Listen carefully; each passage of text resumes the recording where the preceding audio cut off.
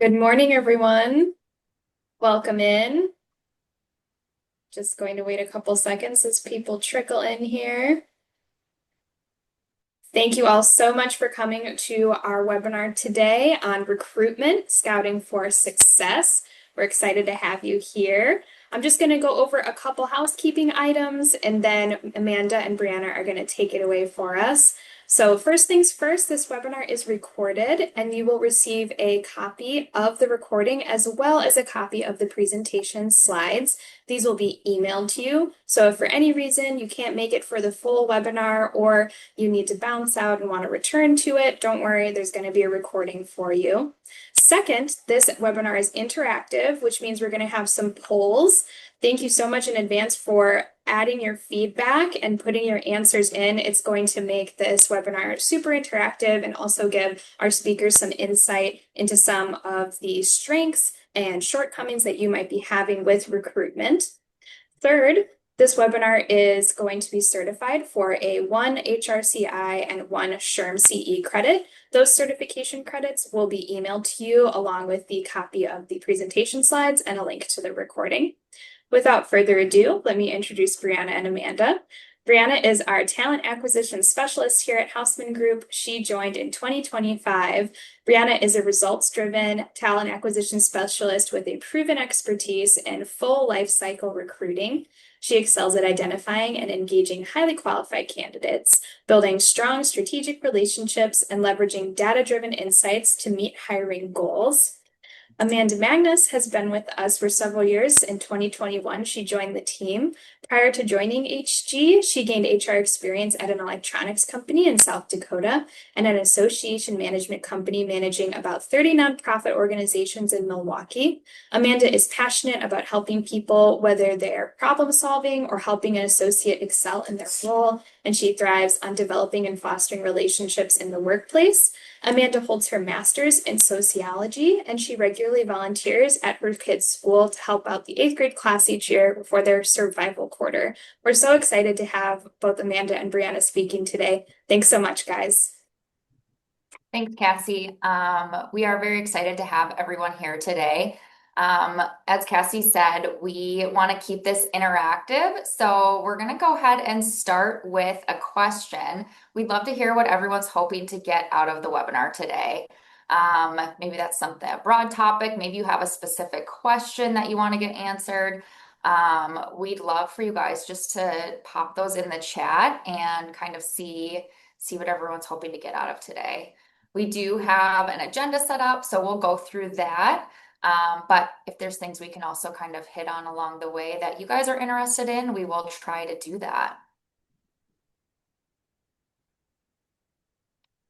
Okay, and we'll let Cassie let us know if there's any specific questions along the way here, but we'll jump into our agenda next. So our agenda, we are going to talk through creating a winning culture, recruiting all-stars, and then success stories and tips. So recruitment is not a one-size-fits-all. It can be done a lot of different ways. So we're excited to talk about kind of what we do here at Hausman Group and what's been successful for us. But again, we're going to keep this interactive. So we definitely want to hear from everyone else what's working for you and what's going well. Because I think we can all learn from each other with this. So feel free to add questions to the chat along the way as well if you do have some. So let's jump in here. Creating a winning culture. I'll let Brianna kind of take it away. Yes, thank you, Amanda. First out, creating a winning culture.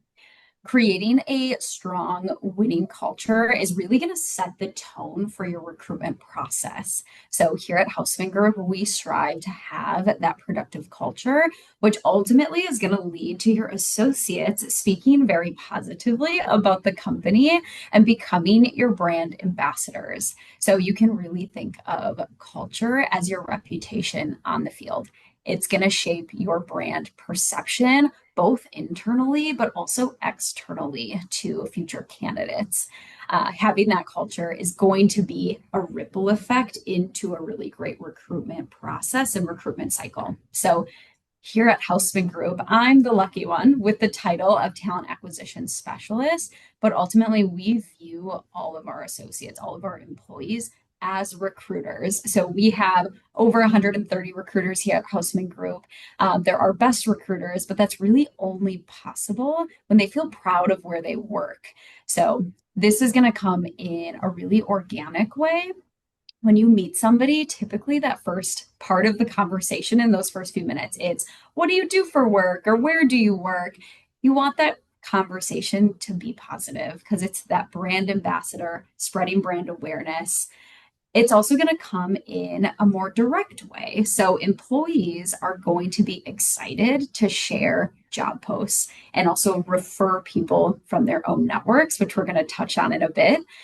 At Houseman Group, we have a wonderful marketing team. Shout out to Cassie, who does a great job of sharing these events that are happening at Houseman Group on our LinkedIn. So different events and celebrating our current associates, but then also celebrating, or excuse me, sharing our open positions.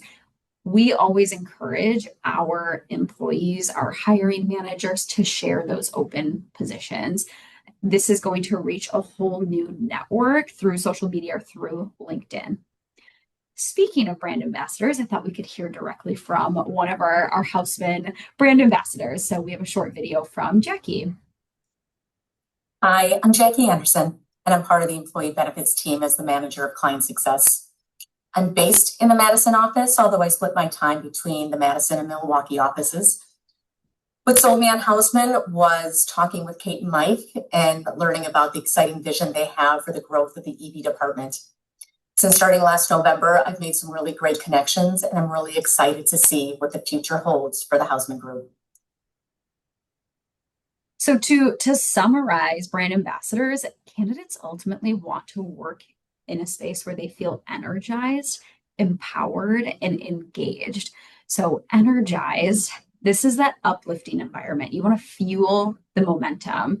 At Houseman Group, we have a very famous core value of get shit done. And that's what we mean about this energizing environment.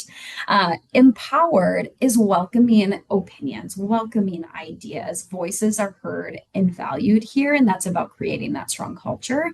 And then engaged, so opportunities for growth.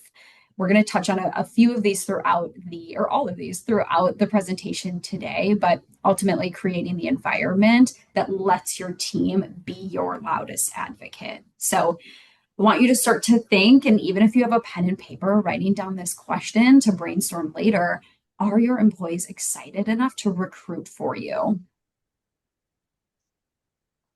And that leads right into our next topic, which is the referral program. Your brand ambassadors, like Brianna mentioned, is really a key component to having a successful referral program. So let's start out with what is a referral program. So this is a program where a company encourages their employees to refer in family or friends for job openings in exchange for a reward or an incentive of some kind. Referral programs are really a low cost, high reward. It's a great way to reward your employees for bringing you potential candidates that could really be an asset to your company. Also, staffing agencies can be a great way to recruit if needed, but really leveraging your employees, your brand ambassadors, and rewarding them for bringing in candidates is going to be a really cost-effective way to help bring in good candidates without necessarily needing to pay a staffing agency. But you can pay your employees, which again is low cost, high reward. And this also just creates more brand ambassadors. You may have candidates come in. You can't necessarily hire every referral that comes in, but you can guarantee that everyone's going to have a positive experience. And candidates walking away with a positive experience are going to continue to be external brand ambassadors for you and tell their friends and family about the great experience that they had. Another thing to keep in mind is communication of your referral program. You want to make sure that your leaders, your employees, they all know about the referral program so that they can participate in it. So clear communication is important. Sending out reminders is really important. Brianna sends out a monthly recruitment update and posts that on our SharePoint page. So it lists all of our current job openings and then also outlines our referral program again, just so that associates know what we're looking for. And then also a reminder of that incentive to send us candidates that they may know that are family or friends that could be a good fit for the role. And incentives can really be a lot of things. It can be cash gift, it could be an extra PTO day. There's a lot of opportunity to get creative. Referral programs, just like recruitment, are not a one size fits all. It's going to vary, it's going to evolve with your company as you grow and change. So keep that in mind too. If you have a referral program or if you don't have one, when you're thinking about creating one, it is something that's going to continue to change and evolve. So that brings us to our next question. How do you feel about your referral program? Cassie will go ahead and pop up a survey here, I believe. And feel free to just answer with those A, B, C, D, or E. Is it awesome? Is there some things that could be promoted more? Could you use other incentives? Maybe it's there, but it's not very effective, or maybe you don't have one at all. So we'd love to hear how everyone's referral program is going.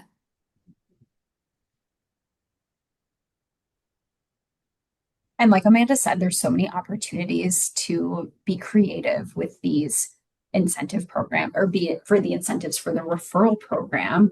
It doesn't just have to be cash, or it doesn't just have to be, something monetary with money, but it could be an extra PTO day. It could be a gift card to their favorite restaurant. But to communicate that is really important as well. Yeah. I don't know if we had a survey pop up, but if not, feel free to throw those in the chat. I think it You did, should Amanda. be able to see the results. It looks like the majority say that they have a good referral program, but they could promote it more. So maybe some more communication around that. Like Amanda mentioned, we communicate it through a SharePoint post monthly, but also just organically. Every time I do get a referral too, if I talk to that person, whether they're a fit now, a fit for the future, maybe not a fit, I always ensure to reach out to the employee to thank them for that referral. And let them know that, we did give that candidate a great experience, and now that person might be a brand ambassador for us as well. Yeah, definitely. Awesome. Well, thank you for all participating in that. I'll go ahead and talk a little bit about what we do here at Haldeman Group for our referral program. So our referral program, we provide our associates $2,000 per candidate that they refer and gets hired. So our employees receive that for every candidate that they refer that is hired, and there's no limit. So they can refer as many candidates as they want. Again, we can't guarantee every referral is going to get hired, but we do guarantee that everyone is going to have a really positive experience with us. And we've seen a lot of success with our program. One piece of data that I did pull from the 2021 World at Work survey, the average referral bonus was between 1,000 and 2,500. So again, this can really vary. It can be a smaller amount, it can be a larger amount. It's really what works for your company, your recruitment budget, all of that. There's a lot of factors that go into determining what that incentive is going to look like. Now, we've seen a lot of success with our referral program, and the pie chart that I have down there shows that data. So this year we've had 15 new hires start. And out of those 15 hires, 7 of them have been referrals. That's just shy of 50% of our hires have been referrals from our associates. That is amazing. We feel like that is great. That tells us that our referral program is really working. Our associates are really engaging in that referral program.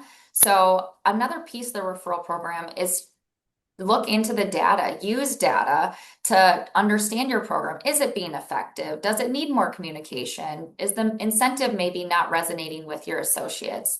Data can really help dig into all of those things to determine, if your referral program is running effectively or maybe it needs some tweaks. Another great thing too is ask other companies what they're doing for their referral programs. Get ideas from others. Learn from your network what their companies are doing. There's so many different ways to implement a referral program that it's great to get ideas from others as well. Well, now that we've talked about a referral program and creating a strong referral program, you're going to start getting more candidates from your brand ambassadors. So you have somebody hooked on the line. It's time to discuss one of my favorite topics and such an important topic, which is career paths. So to start, what is a career path? Career paths are structured progression of roles, responsibilities, and opportunities that an employee can pursue within an organization. It's important to know it's not just a title change, but it's skill development, it's new responsibilities and meaningful progression throughout somebody's career. This is so important to speak to during the recruitment process. One of the top reasons that candidates are even in the market in the first place, or what I hear all the time, is that there's just no growth at somebody's current company and they're looking for a company or looking for that next growth opportunity. So we find that candidates more than ever are prioritizing this growth in their career, and that we are seeking candidates that want that true career, that are making a serious career move, not just a job. Being transparent about growth opportunities makes it really evident that your company is investing in their people. And this begins to increase trust and excitement about the role. So being able to show a path from maybe entry level to more senior level, or if somebody's coming in at a more senior level to leadership, it demonstrates the value that you give your employees long term. Here at Houseman Group, luckily, we have so many people that have been with the company for a long time or have seen some major growth in promotions and skill developments, and I get to share those stories. This helps position your company as an employer of choice. It helps your retainment, but it's such a great story to share early stages of your recruitment process. Earlier, we heard Jackie's short testimonial and kind of what sold her on Houseman Group. And one of those things was during the interview process, her future leader was sharing the vision and growth of the department, which then helped Jackie envision her growth as well. When speaking about career paths, I keep saying the word growth. Like, we want to prioritize growth, candidates want growth. It's important to define what growth is as well. So two types of growth. Going to start with vertical growth. Vertical growth is maybe what's coming to mind when you think of a career path. It's going to be promotions, maybe leadership opportunities, and this natural maybe progression and adding these responsibilities in a career. One example that we love to share at Houseman Group is within our sales department or our sales career path. We have, and I know this text is small, it's a one-pager though that I love to hand out specifically to interns or folks really early in their career. So we've developed this career path from an internship that we have for summer. Then we have an associate consultant, which is an entry-level sales position. And then that is meant to be a 2 to 4 year developmental position to become a true sales consultant building a book of business. The associate consultant is actually a newer position to Houseman Group, but we saw some gap in development, and it's really difficult for someone who's maybe fresh out of college, really no sales experience, to become a insurance consultant. Insurance is complex, sales is complex. It's that B2B environment, and working with C-suite executives, sitting down with the CFO of a company to talk insurance. We wanted to put that associate consultant or create the associate consultant role to start learning some of these things, those talk tracks, the prospecting, shadowing other consultants. But again, it's such a great story to share with interns with the associate consultant because it gains a lot of buy-in for the agency, and then they can see their career here and how that's going to develop. The second would be lateral growth, and this is going to be focused on skill development, maybe some cross-functional moves and different specialization. This is going to be maybe a little bit harder to put into a nice graphic or a nice one-pager to hand out to candidates, but it's really important still to share these stories. People want options and folks don't want to be boxed in. Your employees have such a wide range of skills and passion, and it's important to draw that out. So, one example is in our agency, we had somebody come in as a commercial client associate. So, that's a more entry level position, and there is a very structured vertical career path into a client manager and eventually a senior client manager. So, this individual was kind of on that vertical path, but then they decided that they wanted a little bit more sales experience and wanted to really own the full client relationship, which is more our select consultant. Select is our smaller business unit.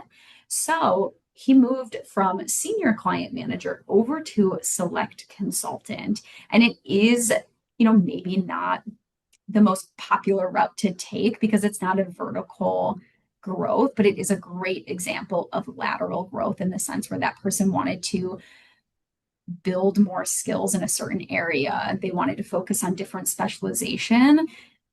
They wanted to develop their career in that way. So that's just one example here at Houseman Group. We have a lot of wonderful examples of that.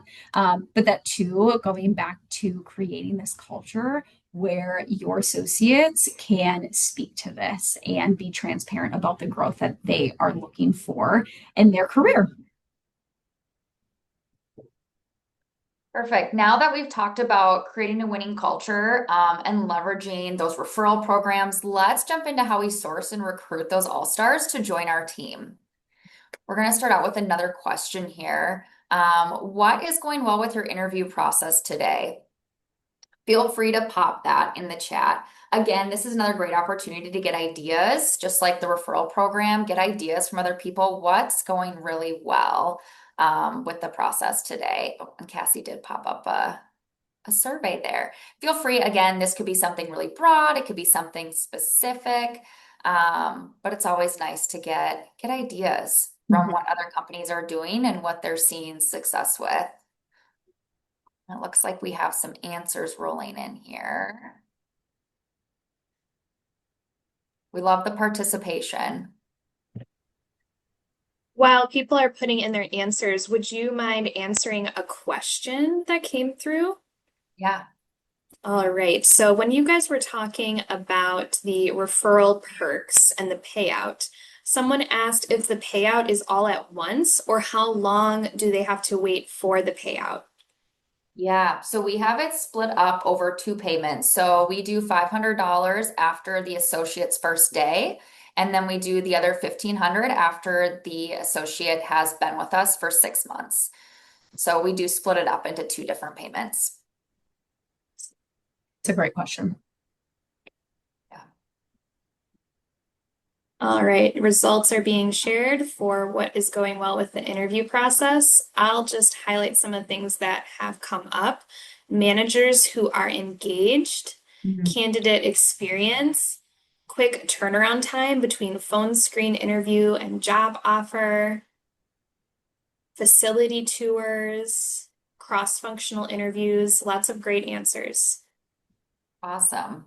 Yeah, those are all great. And that's actually some of the stuff that we're going to talk about that we do here at Houseman Group as well. So thinking about starting with your interview team, roles and responsibilities, that is so important. Defining roles and responsibilities is really important. You've probably heard the saying, when everyone's responsible, no one's responsible. So it's really important that people have defined expectations so that it can be a positive experience, not only for the interview team, but also for the candidate as well. And then flexibility is also important. We want structure, but we can be loose with that structure. We can be flexible. Every role is going to be different. Every candidate's going to be different. So we want to be able to keep that flexibility within this process as well. So just keep that in mind. And then having a cross-departmental interview team. I think that was one of the responses from the survey just now, but that is so important. So having a cross-departmental team provides a broader perspective on candidates. Different departments are going to bring different viewpoints, which can be really beneficial in the interview process. It promotes collaboration, and it also provides the opportunity to engage other high performers, high potentials within your company to gain a new skill set. Allow someone to be involved in the interview process that maybe is on the leadership track. Let them get some experience with recruitment before they're maybe having to recruit and be the hiring manager for their own role. The other thing that a cross-departmental team does is it really provides a cultural fit and cultural add assessment. So what I mean by cultural fit and cultural add is cultural fit is really someone that's going to align with your core values, with your company as a whole in that sense. But cultural add, someone that's going to add to the team, elevate the team, bring something new. And that's kind of the difference between culture and fit and cultural add when I say that. But culture isn't confined to a team. It's a reflection of the company as a whole. So a cross-departmental team is really going to help to determine if a candidate aligns with the broader organizational culture. So let's talk about the players then when it comes to our roles and responsibilities. So we have our coach or HR. The role is really to project manage, define the strategy, source candidates, present offers, decline candidates if needed, but their role is really to help guide the process. The team captain or the hiring manager, they really determine the need for the role, develop the ideal candidate profile, identify the interview team, and own that candidate relationship. It's so important that they own the candidate relationship because the candidate ultimately is going to be joining their team. So you want the candidate and the hiring manager to have that relationship that's began to develop so they feel good about making a move if you decide to ultimately hire them. And then the players or the interview team, they're really going to support the process, provide feedback, and then participate in the interviews. Again, you want to identify who the decision maker is. In our case, the hiring manager is our decision maker when it comes to the interview process. The players or the interview team, they're going to provide feedback, they're going to provide their thoughts, but ultimately it's the hiring manager's decision.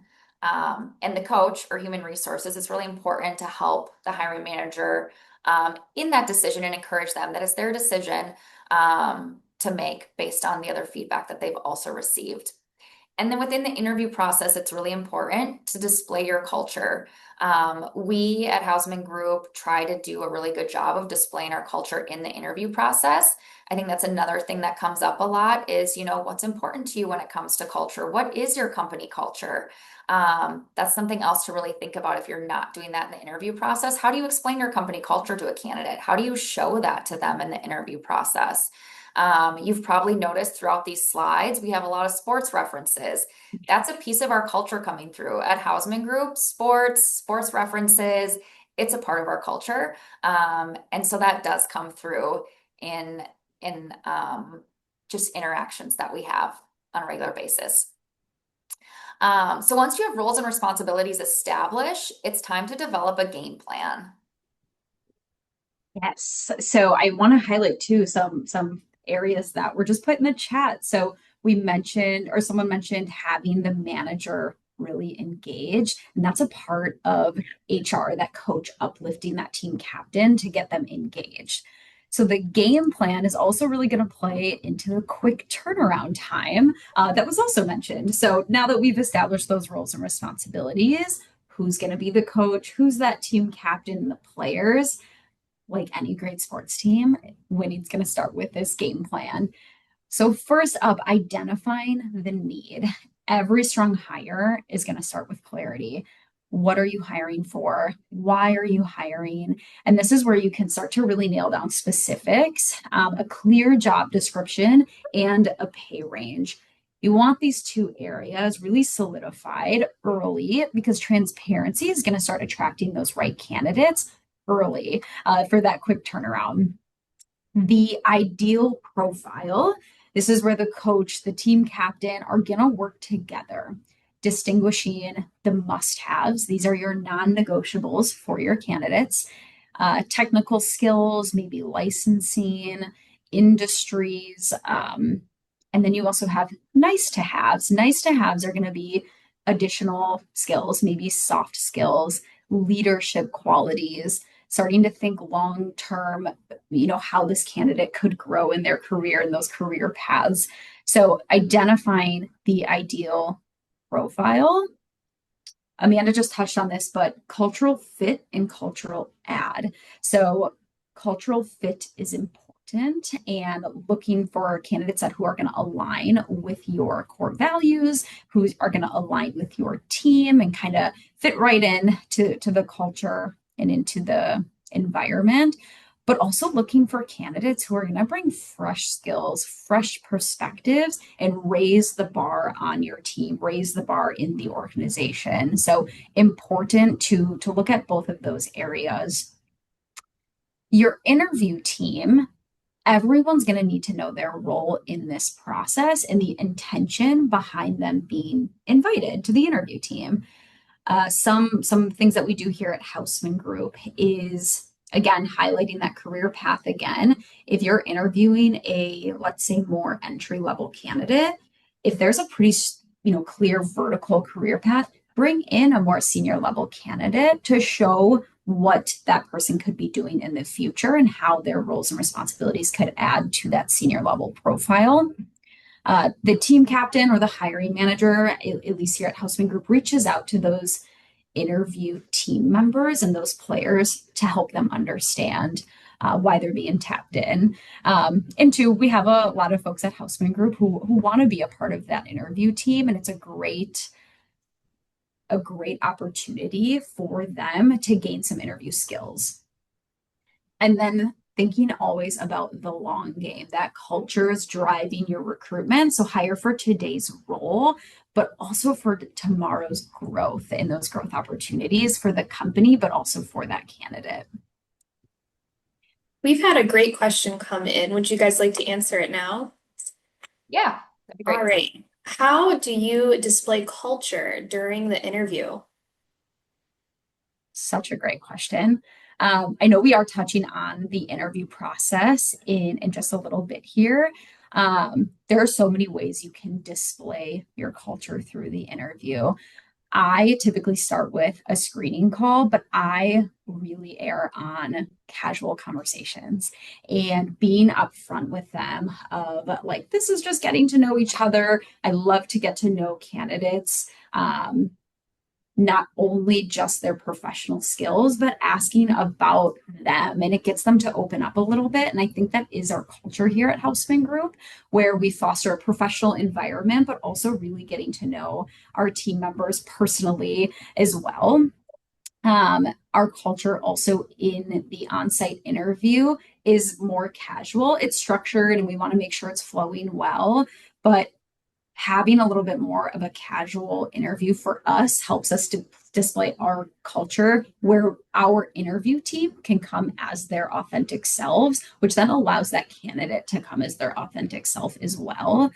Amanda, anything to add in regards to that right now?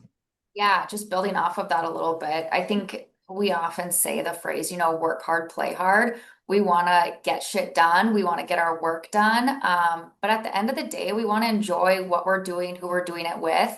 And so we do really try to display that in the interview process by, like Brianna said, keeping it casual. We'll talk a little bit more about that here on the next slide, how we do that too. But yeah, just keep it casual. We don't want it to be an intense, uncomfortable process for anyone. We really want it to be a positive experience. Coming into sourcing, so you have your game plan. It's working with, specifically HR, working with those team captains to figure out a structured game plan. The first step is really sourcing and speaking to candidates. So before you can win that top talent, you have to find them. Sourcing is going to be the process of proactively identifying, attracting, and engaging potential candidates to build a strong talent pipeline, including both active job seekers and also passive talent. Two different types of sourcing, and there's going to be some overlap here, but speaking to direct and indirect sourcing. So direct sourcing is going to go after specific candidates, even if they're not looking for a specific role. So it's a very targeted search, actively identifying, engaging, building relationships with potential candidates where you have an open position. Some common methods of this is going to be applications, so job postings, but also specific LinkedIn outreach, different networking events where you can start to connect with these individuals, industry associations, referrals as well. And again, it's that targeted search. Indirect sourcing, candidates that you are either going to find or they are going to find you because of your visibility. And this is where brand ambassadors really get their chance to shine, especially with social media and resharing our posts, but not just resharing your job posting, but sharing content about what's happening at the company. And I think that's a great a great way to share your culture as well. So some common methods of indirect sourcing: employer branding, social media, like I mentioned, career fairs, networking events, which I know are on both of these because there is some overlap. But when you find strong talent, you want to keep them engaged. And you might find somebody even when you're not looking. So keep staying visible, keep having those brand ambassadors share about your company to find these candidates.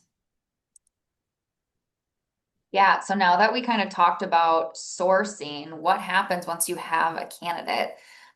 So I'll talk through our process here at Hausman Group. This graphic is just a very general process. Again, we have a general structure. Flexibility is always going to be so important, depending on the candidate, depending on the role, depending on your interview team and your hiring manager. Everyone's going to have their own preferences.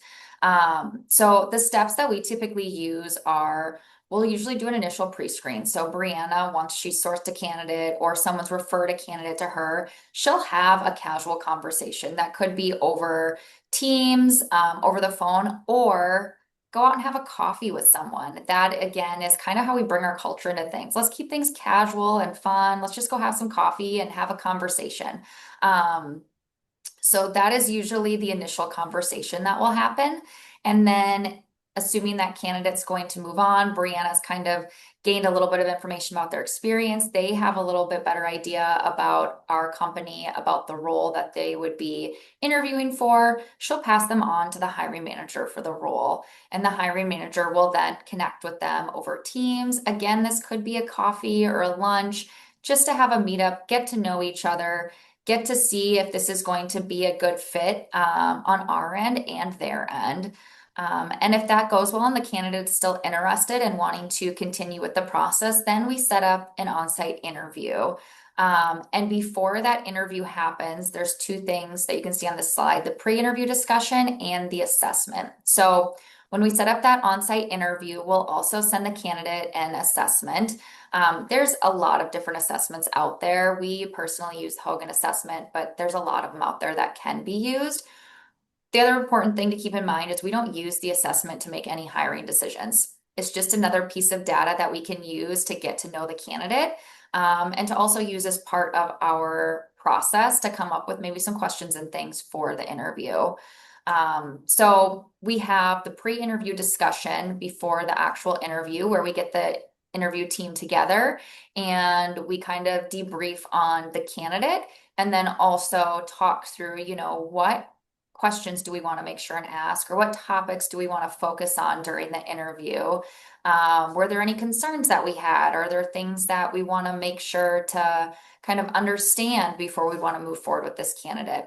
Just so we have a general game plan going into the interview.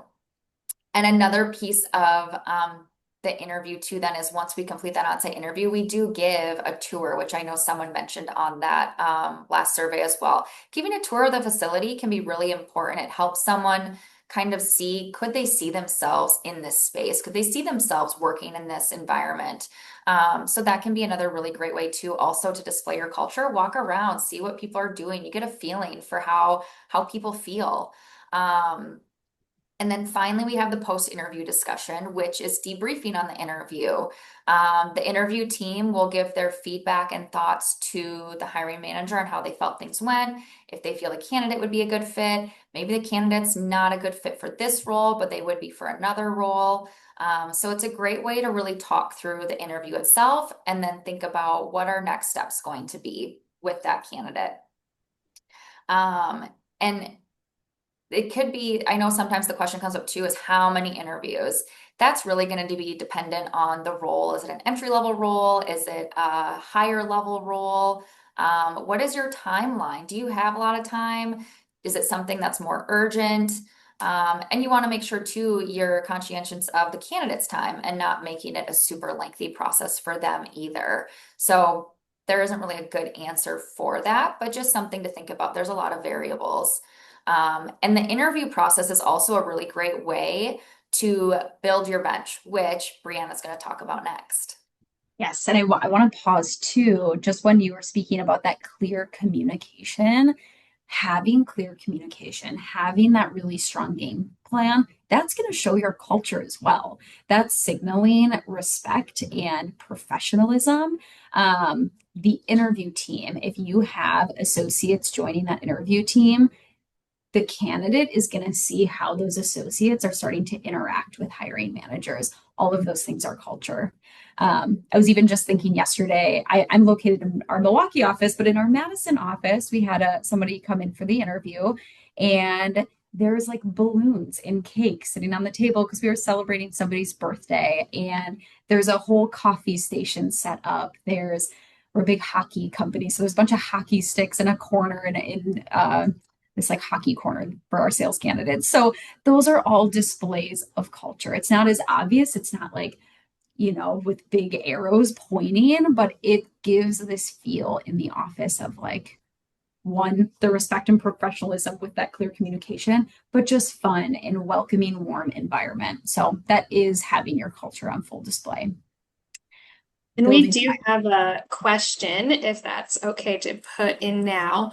Sure. Is HR a part of the virtual or on-site interviews with the hiring team? Great Yeah. question. HR, specifically myself, and I'll tap into it with Amanda and Sam, but HR is a part of all of the interviews. I really get the lucky opportunity to be not only the connector of finding these candidates, sourcing candidates, going through those virtual calls, but then I will be on, or excuse me, maybe a phone screen or virtual call by myself, but then I will be on virtual or coffee chats with candidates. I sit in on the on-site interview, but it is important for me to empower that hiring manager and empower that interview team to kind of run the show during that time. I find that it's my goal and my role, especially during these on-site interviews, is to maybe guide the conversation if we get a little bit off track. Again, we like to keep it casual sometimes, so getting more on track. I always like to think of maybe 3 to 4 areas that we really want to focus that interview on. Like if you were to walk away from an interview, these are 3 areas that we really want to focus on. We want to feel like we got our questions answered, in sharing that with the team, and then HR or myself, whoever's on that interview team as HR to help guide that interview. So there are a few times where I unfortunately can't make it to interviews, and that might be coffee chats, or that might be folks grabbing lunch and things like that, where I don't necessarily feel that I would add value to that communication or to that, interview, but also interview here at Houseman Group. Sometimes it can be those casual coffee chats. So Yeah, I think HR is involved in some aspect of every interview. We may not be at every meeting, but we definitely are involved in one or two touch points just throughout the process. And even if we're not involved during the exact or that specific interview, being involved in pre-interview discussions and then post-interview discussions to help brainstorm and be up to date with what's happening with the candidate. Great question. So, building your bench. During the interview process, you're going to have candidates go through multiple stages. You might have a candidate go through just one stage. That candidate could go through 3 stages. You want to keep the mindset the entire time that you're building your bench. So, building a bench, it's a proactive strategy where you're developing relationships with these candidates and high potential candidates before a role is even open, similar to how a sports team keeps talented players on the sidelines. So the goal, creating a pipeline, qualified, engaged talent that once a position opens, you have a whole bench to call right up. These candidates are going to come through direct and indirect sourcing strategies. And after interviewing with strong candidates, sometimes you'll find that that candidate is not the right fit for a particular role, but they have a lot of really strong qualities or they have a skill set that you could use in a future role.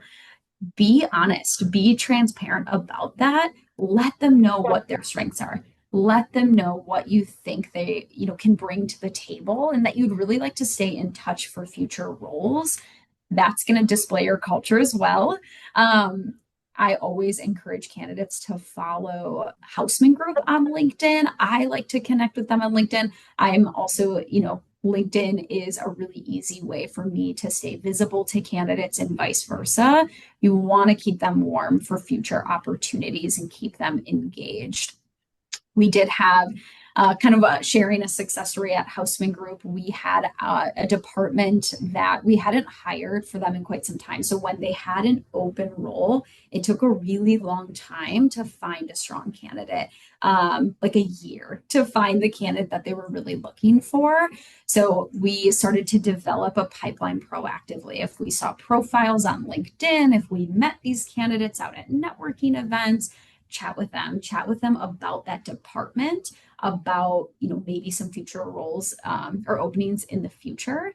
And then recently that same department had an opening and we had like 3 profiles immediately that we were able to engage back into that conversation. You can go as far as to having those candidates speak with the hiring manager, even if it is proactive, having them be engaged with leadership. It makes that relationship even stickier. So that way, months down the line, years down the line, you can tap in and be like, hey, do you remember meeting so and so? Like, they loved the conversation and they actually have an opening on their team. Like, I would love to re engage. So, just a success story here at Houseman Group, building the bench, so important, and really is thinking about long-term strategy. Now, just to kind of recap, we've talked a lot about interviewing the process. We just want to recap some of that information. So first of all, we talked about structure. Structure is important, but we want to remain flexible. Flexibility is also very important in the process. You want to meet candidates where they're at and provide a good experience. Collaboration is another key thing. You want your team collaborating in the process so that everyone is aligned, the process runs smoothly, and everyone's engaged. That's so important. And then remembering that this is a two-way process. As you're interviewing the candidate, they're also interviewing you. They want to interview you as a company. They want to interview you as the hiring manager to really understand if they feel like they're going to fit in or be a good fit, if this is something that they're interested in. So keeping in mind, it's a two-way process. But the ultimate goal is just to provide a positive experience for the candidate. You want them walking away feeling good about your company, whether it ends in an offer or it ends in declining for that time. So now we're going to move on to some success stories and tips that we've had here at Houseman Group. So, hiring for the future is our first one. So, this was an example where I was recruiting for a role in our large commercial department, reaching out to candidates on LinkedIn, found a candidate. They had some applicable experience, wasn't a perfect fit, but still worth reaching out. So, I reached out. We started having a conversation, brought them in for an interview. Through that interview process and just organic conversation, ended up realizing that they had a skill set that we had slotted for a role 3 years down the road. So we had a 3-year plan of roles that we were going to need in the future. This candidate was a perfect fit for a future role. We didn't have that role open today, but this is where flexibility comes in. We were able to and had the flexibility to create that role, talk to the candidate about that role, see where their interest was, and ultimately hire them for this future role that we had identified. But we're able to hire them sooner than that 3-year timeline.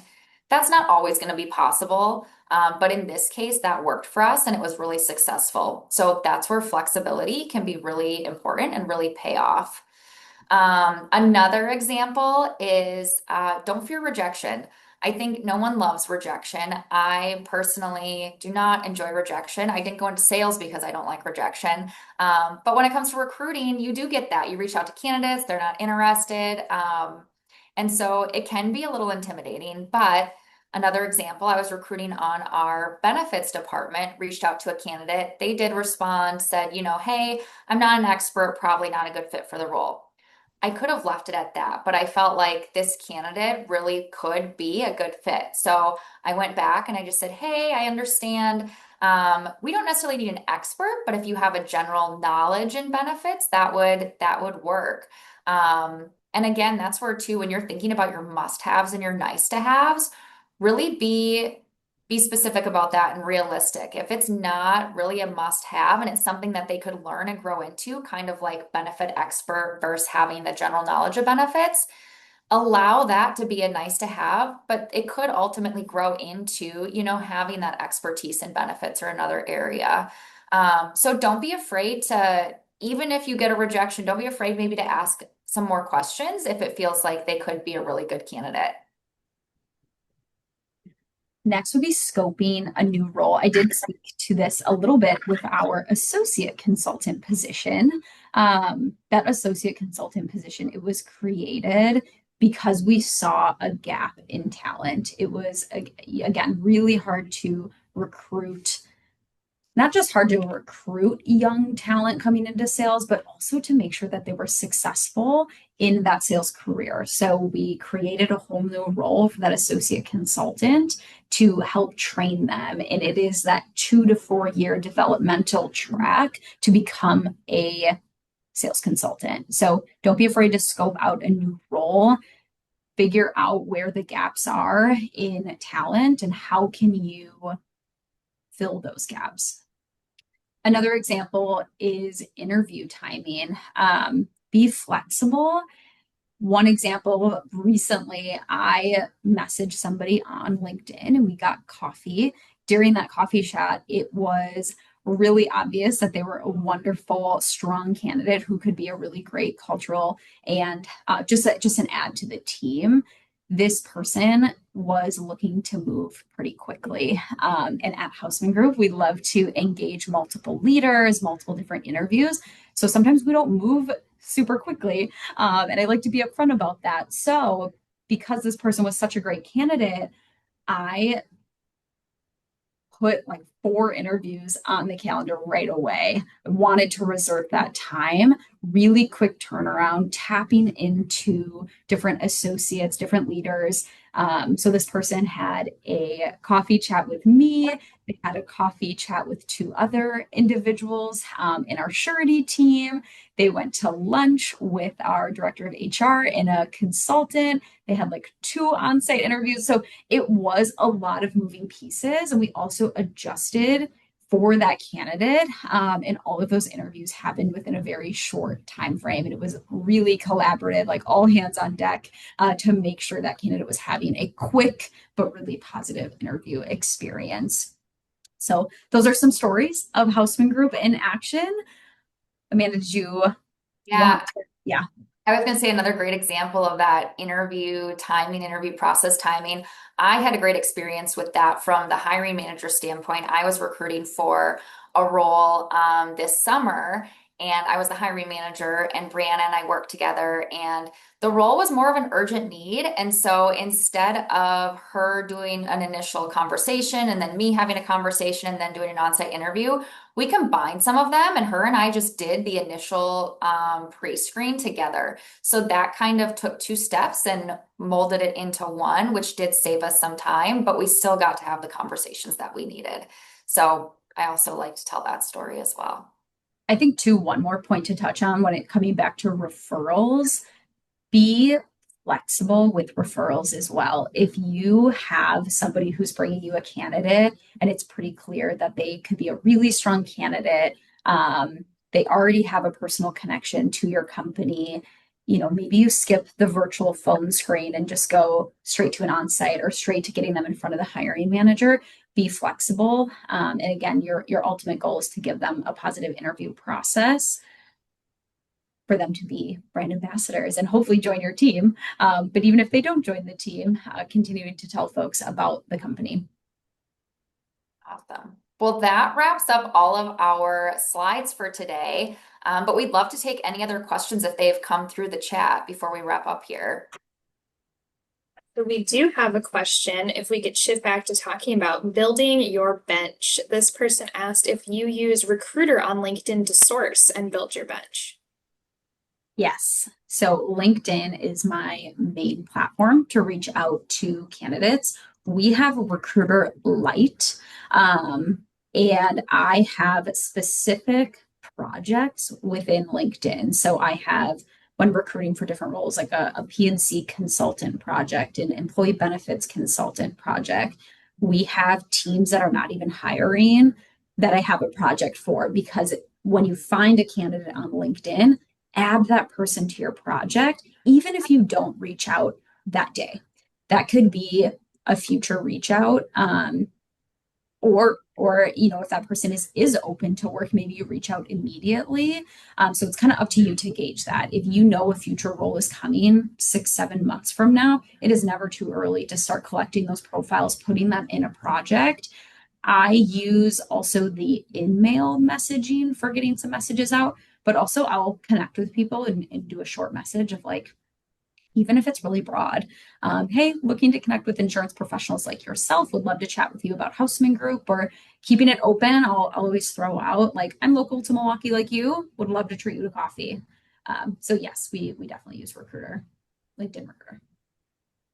Great answer. Another question is, what is a good way to recruit for a seasonal position? We find it hard to find those types of candidates. I think that's where too, building your bench, it's one of those things where as you come across candidates, maybe put them in that pipeline, put them on or project just to stay in touch, or reach out to candidates throughout the year to start gauging interest and start building maybe a list of candidates that could be a good fit. Seasonal is something that, yeah, is a little tricky, but building your bench, starting to have conversations early, being as proactive as possible, can always be really helpful. And the referral program as well with seasonal, having your current employees reach out. I also see another question. Do you have people outside of the company helping you source and recruit, as in recruiting partners, friends, family, etc.?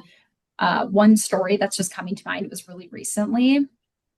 One of our leaders in the Milwaukee office, her neighbor had known somebody who had just graduated from the University of Wisconsin. They were looking for an entry level type of position and interested in insurance. So that neighbor referred this person over to Houseman, told Kate in the Milwaukee office of like, hey, you should watch out for this name. Like, they're wonderful. They just graduated and they were wonderful. And they're now a part of Houseman Group. So building those outside brand ambassadors, getting to know, or having, your friends, your families know about the company. Whoever your network is, they have a network as well. So, and then recruiting partners, we have had partnerships with a third-party staffing agency. we use that staffing agency, and Amanda, you can probably speak to this more, but very scarcely, or maybe you want to touch on that. Yeah, so we do use them if we have more of a trickier role to recruit for. If it's something that has a lot of specific skill sets, sometimes those people aren't as easy to find. So Yeah. we do utilize third-party recruiters when it makes sense. So we do a combination of both. Thank you guys so much. We are nearly at our time, so I wanted to cut it off here. There were a couple questions that we couldn't get to in the Q&A, but we can reach out to you if you did not ask anonymously and you put your contact info. We will be happy to reach out to you and give you a nice, robust answer to your questions. Just as we're shaping up here, we would love if you guys would do the survey at the end of this webinar. This is Brianna and Amanda's first webinar, which I'm sure you cannot tell based on how prepped and passionate and authentic they have been throughout this presentation, giving us some great tips and advice about recruiting. We'd love to hear from you and hear your feedback, and you will be getting a recording sent to you via email. Thank you so much for joining us today. Thank you. Thank you for joining.